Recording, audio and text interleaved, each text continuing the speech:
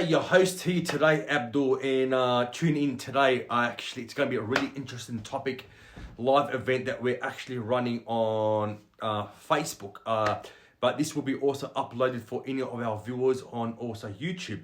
Jacqualyn, an incredible speaker, an incredible background and a wealth of knowledge regarding health. Now, whether it is health in regards maybe specific or general health goals that you struggle with, this is basically, honestly, this is the one for you. She's going to be sharing with us some tips and how to begin to consciously to build healthy eating habits as well. So basically, look, if you're one who is struggling to manage weight or to lose weight, whether your goal might or could be specific or very general and you are absolutely struggling, perhaps you've tried everything out there, then I would highly suggest to actually tune into this video and actually take a look and see what it's actually all about. And we'll see you on the other side.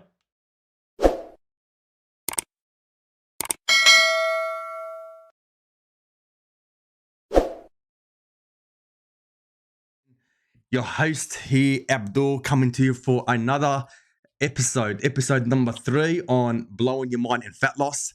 Thank you so much for anyone who is possibly tuning in today.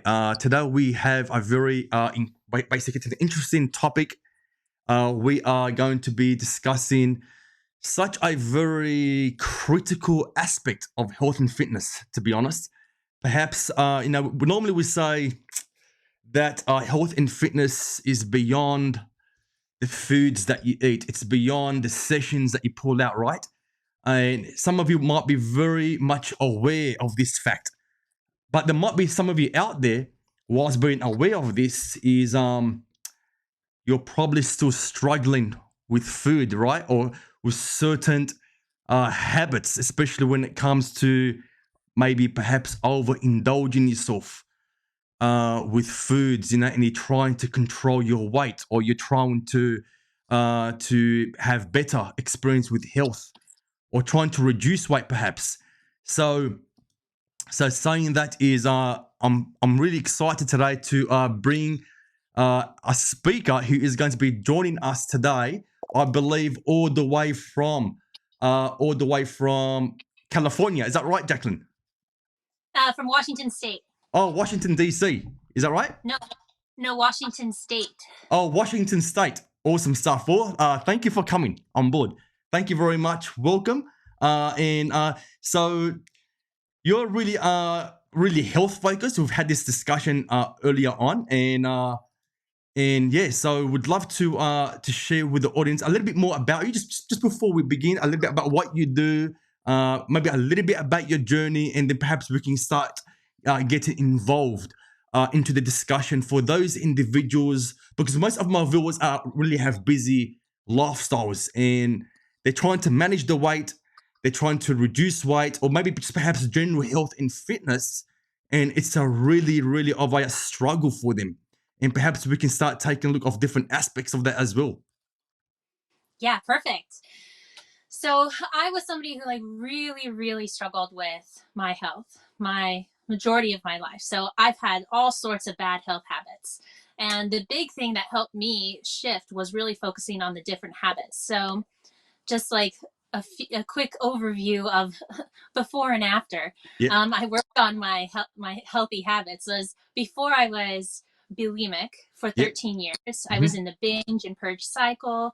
I also had a major health crisis and became disabled for 10 years.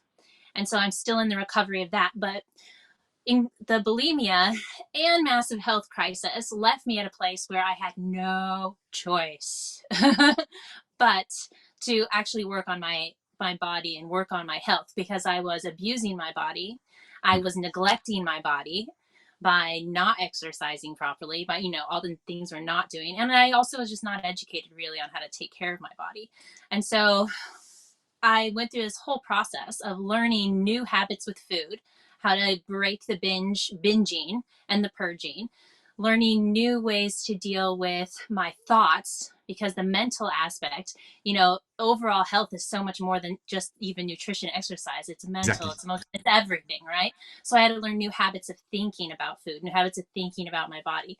And then I also had to learn new body care habits, how to actually take care of this thing, this vehicle, that we're Mm. in, keep it well maintained. And then the last area that I focused on was healing my type of lifestyle I was living, because I was living this really fast paced lifestyle. I'd been bulimic all the way through college. I was really high functioning, living this, achieve, achieve, achieve, and then it was like burning me out and slowly Yes. killing my body. Yes. Right. And so learning healthy lifestyle habits and learning to live I call it like an authentic life, like your authentic life, Mm. instead of trying to like fit yourself Wow. into the race. So now I'm bulimia free. I've been bulimia free for 10 years, and I'm like a huge portion recovered from my massive health crisis. And I just keep getting healthier and healthier and healthier by using the different habits and the different principles that I learned over the years. And my health just keeps getting better, and I keep improving and Amazing. improving. Amazing. And one thing is that you never gave up. I think most would actually give up or really stumble and struggle with these different health aspects of challenges. I guess most people are just not aware. They know what they want, right? But they're just not. Oh, they're aware of their own complications, but they're not actually aware of how they can actually tackle the issue itself. And sometimes it's a process of taking one step at a time, seeking guidance, seeking help. Sometimes it's the little things that make the difference. That's my exact philosophy is with learning these new habits. It can feel so big and overwhelming, but it's Mm. really just that 1% better every day is what I focus Yes. on. Yes. 1% better every day. What's the one thing I can do today? What's the next Mm. one thing I can do tomorrow? And if you just keep installing like a little bit here every single day, it will grow. And then exponentially, eventually you'll explode and your health will 100%. be like way, way better. 100%. And that's exactly the same philosophy that I use. 1% improvement every day. You do that every day, it's like 365% overall improvement, right? So it seems to be a pebble, a small number, yeah? But over a period of 52 weeks or so, you actually look behind and you find yourself, you've built a mountain of improvements because of small pebbles. And would you agree maybe to focus maybe on one or two things at a time, not to overwhelm oneself? Yeah, I agree with that.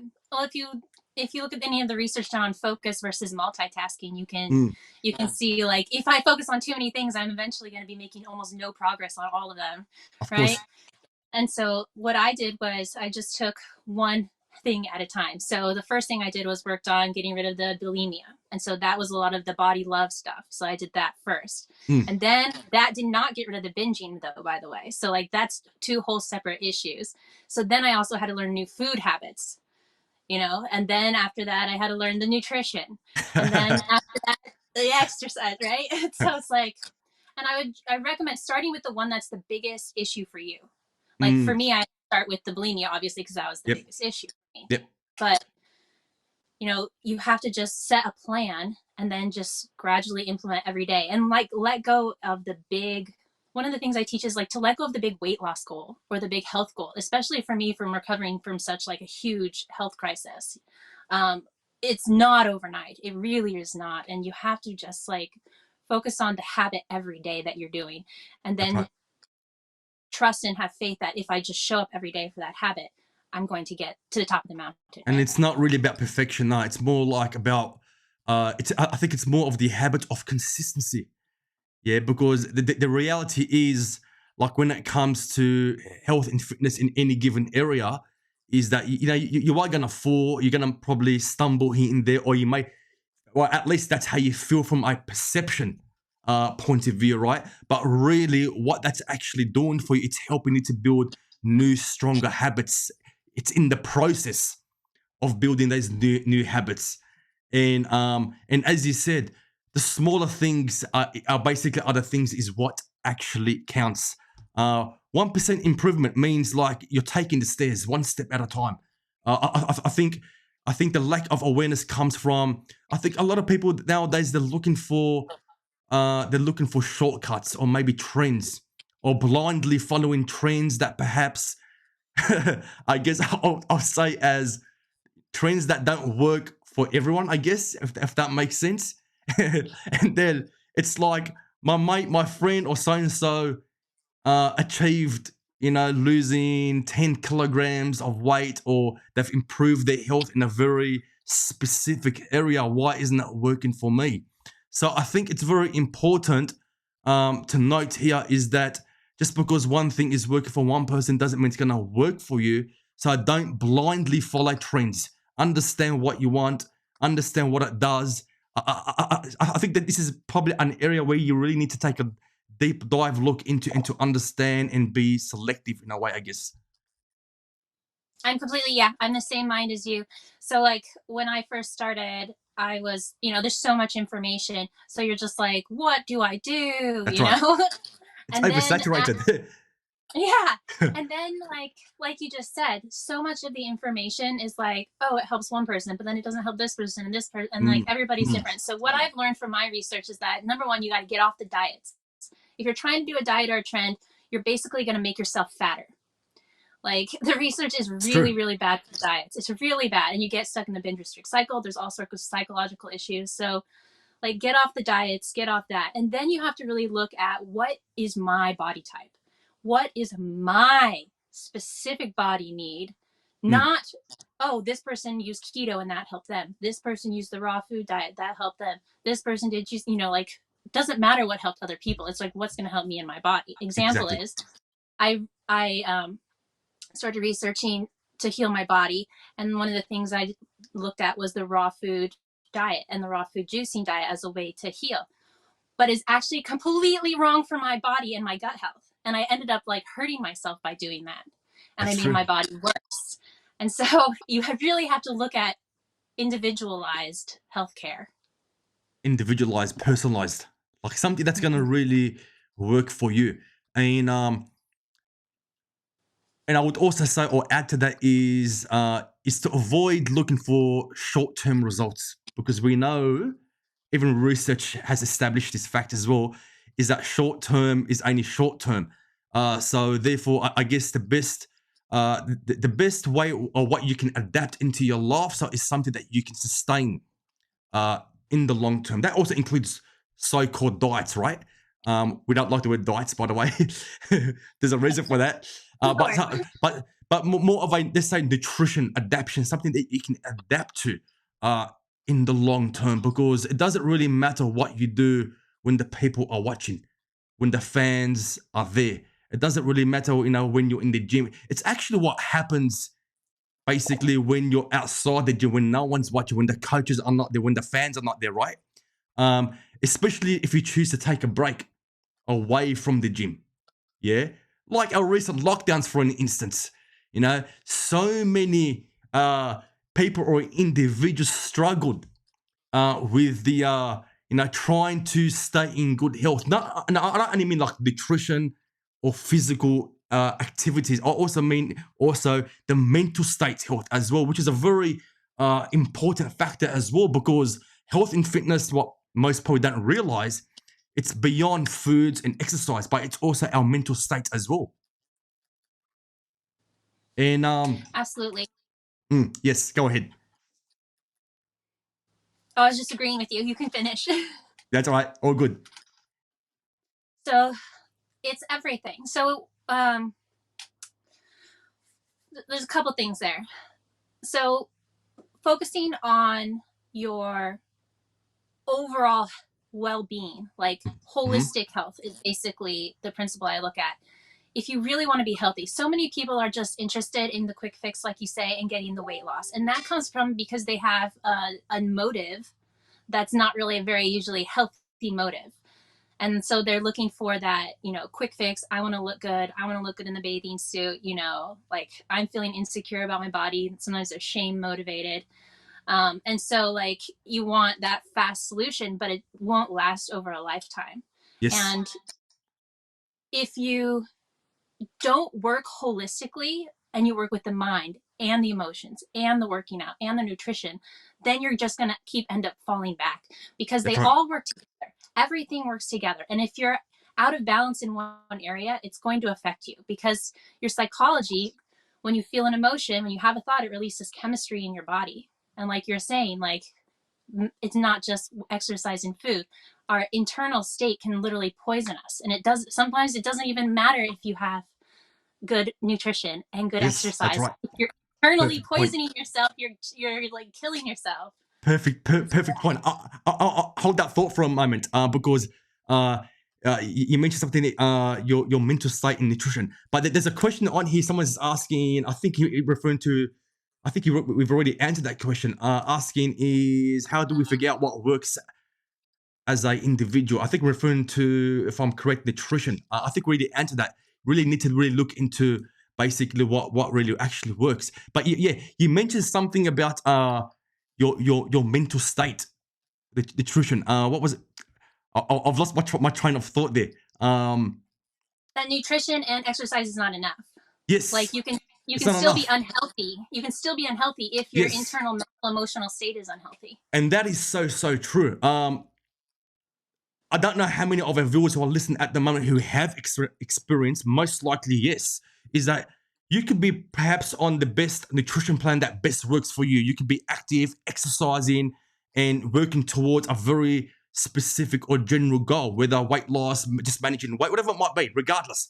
But for some reason, it always happens to be that you're never achieving those goals because your mental state is not at peace.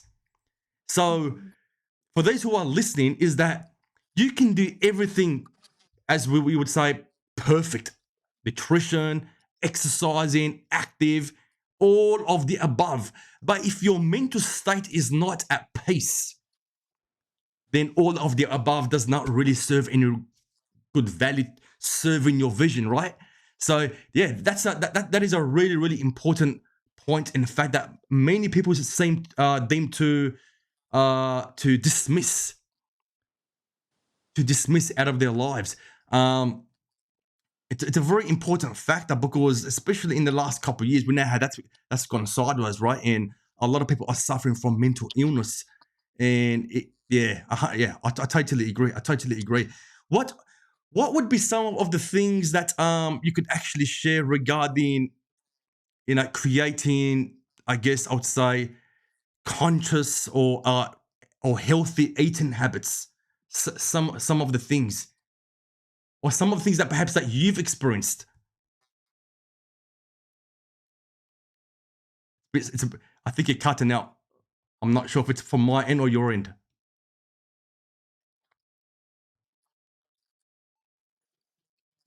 And it could get into binging and to feel like obsessed about food. So getting Yes. out of dieting is the first way. And so we want to switch now into actually being in tune with our body. So when you learn to eat in a new way, when you learn conscious eating, other things people call it are mindful eating, intuitive eating, what you're doing now is, instead of living by the rules of the diet or the rules of society says eat 3 meals a day, whatever diet rules everybody's come up with, there's so many different kinds of diets these days, Yeah. right? So 100%. mostly people are like living by either cultural rules of eating, or they're living by, a prescribed diet rule. And so what we want to do is get out of those rules, and we want to start tuning into what our individual bodies actually need, and getting in touch with our hunger signals, getting in touch with what are our cravings, what's triggering our cravings. Mm. And then we also want to learn to eat in a different way.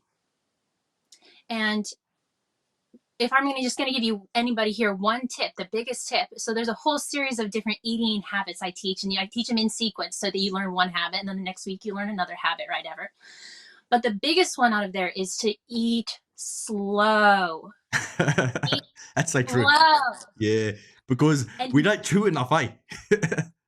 yes. So for several reasons, we don't chew enough, and so we don't get enough saliva mixed in our mouth. So our gut starts in Mm, the mouth, right? mm, If we want to digest our food properly and get the full nutrition out of it, we need to chew and get the right saliva mixed in. mm. But also, if you eat slow, then you're going to actually decrease the amount of food you eat naturally, because it takes like 20 to 30 minutes for the hunger signal to come from your stomach up into your brain. And if you're just woofing it down, I had a friend in college, like at lunch, we were at like Mexican food, and she's like, wow, you eat so fast. I'm like, I do? I had no idea. Yeah. And I was just like, and it causes, also causes overeating as well. It's exactly what it causes. Yeah. So when you eat fast, you immediately overeat, because the amount of time it takes for the signal from your stomach to reach your brain and tell you that you're full is a fairly long time. And so if you're just like woofing it down in a whole bunch at once, like let's say you eat like a huge plate of food in like 20 minutes if you eat really fast. But if you ate that same plate of food in like 45, 60 minutes, you eat slow, you would actually eat less, because you would give that signal time to reach your brain. And so 100%. Eating slow is the number one. 100%. I many years ago, I have a story of my own as well. Many years ago, I used to be way overweight, and I can't believe it. The amount of food I used to eat. Now it comes to memory. Now I used to eat fast as well. I used to eat like I used to go through like 2-3 when I say kebabs, I mean like doner kebabs in one sitting. And I used to add the extra meat, extra everything. Like it used to be like a giant, and I used to eat so fast, and I used to go through about 3 of them. That's not including the fries and soda drinks and everything else. And it's so true. Is that when you don't chew enough, you tend to overeat, but also your body doesn't also it can't also absorb the nutrients as well as it can, or it should be, if we utilize the chewing. Yeah.